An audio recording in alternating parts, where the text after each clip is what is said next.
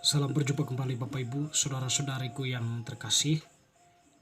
Pada kesempatan ini saya mengajak kita kembali lagi untuk mempersiapkan sedikit waktu mendengarkan sabda Tuhan yang kita ambil dari penginjil Markus bab 12 ayat 38 sampai 44. Yesus menasihati supaya hati-hati terhadap ahli-ahli Taurat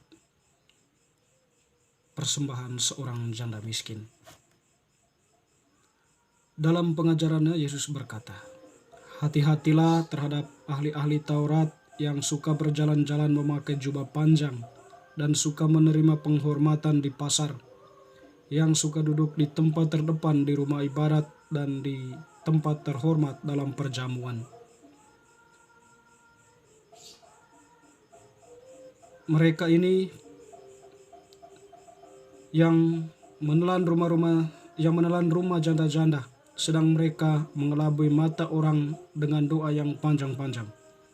Mereka ini pasti akan menerima hukuman yang lebih berat."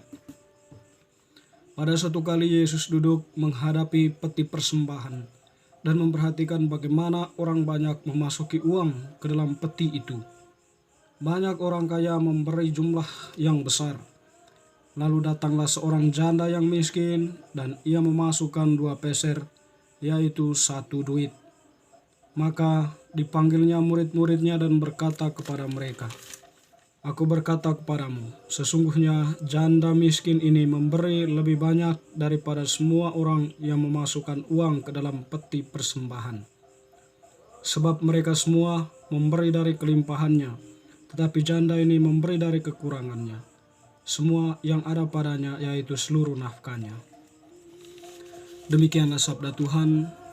Terpujilah Kristus. Teman-teman sekalian, Bapak Ibu, saudara-saudari yang terkasih, penginjil Markus yang kita dengarkan tadi mengisahkan tentang Yesus yang menasihatkan para muridnya atau para pendengarnya untuk berhati-hati terhadap keberadaan ahli-ahli Taurat. Tetapi sekaligus di sana dikisahkan Yesus yang menilai persembahan yang dipersembahkan oleh seorang janda miskin. Kalau kita menggambarkan secara umum bagaimana Yesus memberikan wejangan supaya berhati-hati terhadap ahli-ahli Taurat. Bagi Yesus, ahli-ahli Taurat itu adalah mereka yang menerima hukuman yang lebih berat, atau orang yang menerima hukuman. Karena apa? Dikatakan tadi, disampaikan oleh Yesus Jadi orang-orang itu intinya adalah orang yang munafik untuk menutupi kesalahan mereka, untuk menutupi bentuk pencitraan mereka, atau untuk menutupi sebuah rancangan yang lain, atau rancangan yang sifatnya oportunistis atau untuk sebuah kepentingan dari tindakan mereka. Jadi Yesus menilai mereka sebagai orang yang suka berjalan-jalan memakai jubah panjang, suka menerima penghormatan di pasar, duduk di tempat terdepan dalam rumah ibadat, tempat terhormat dalam perjamuan, yang menelaah rumah janda-janda, sedangkan mereka mengelabui mata orang dengan doa yang panjang-panjang, bukan? Jadi mereka itu tampak seperti seorang pendoa Lalu kemudian mereka itu ingin dihormati atau selalu mendapatkan tempat yang terhormat kalau ada sebuah perjamuan, atau kalau ada sebuah atau berada di tempat rumah ibadat.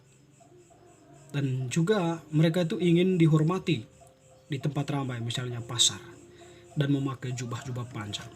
Jadi apa yang disebutkan Yesus itu, anasir-anasir itu untuk menutupi kemunafikan mereka sebenarnya, atau untuk menutupi suatu yang boleh dikatakan yang tidak boleh, atau sesuatu yang mereka rencanakan, sesuatu rancangan mereka untuk sebuah kepentingan mereka.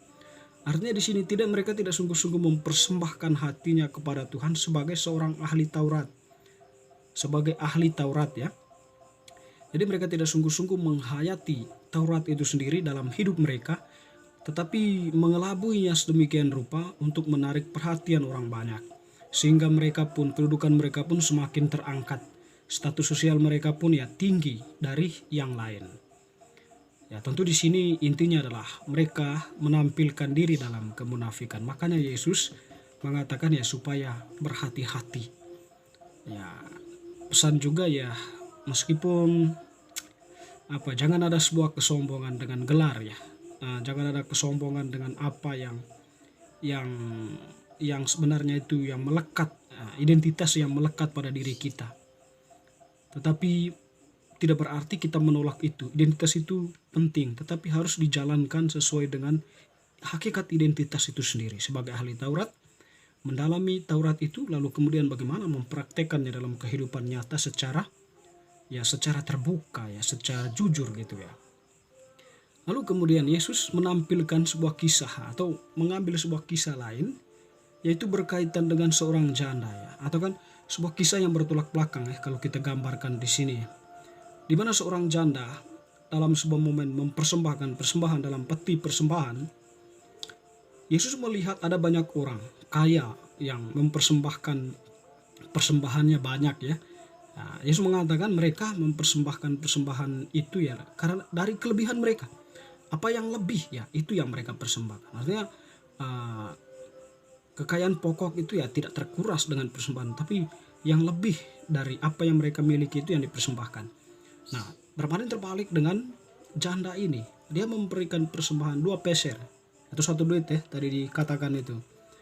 Yesus mengatakan dia itu mempersembahkan seluruh dirinya, mempersembahkan hartanya, seluruh apa yang dia punya. Tak ada yang sisa lagi ya, karena dia yakin percaya bahwa persembahan itu yang dia berikan itu ya merupakan persembahan seutuh dirinya kepada Allah. Tak ada yang tersisa ada pada dirinya. Dia mempersembahkan kepada Allah sebab Allah itu bagi dia lebih penting daripada segala sesuatu. Itu dia menampilkan diri dalam kejujurannya, dalam keberadaannya sebagai umat Allah, sebagai orang yang percaya kepada Allah.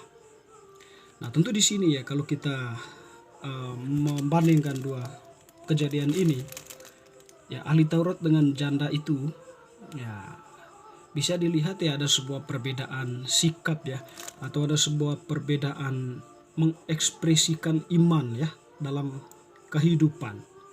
Kalau tadi ahli Taurat itu hanya melakukan pencitraan ya, itu dengan gelar mereka ya, status sosial mereka dan sebagainya itu ya, sehingga mereka itu mendapatkan sesuatu penghormatan dari manusia, dari orang-orang yang mengikuti mereka ya.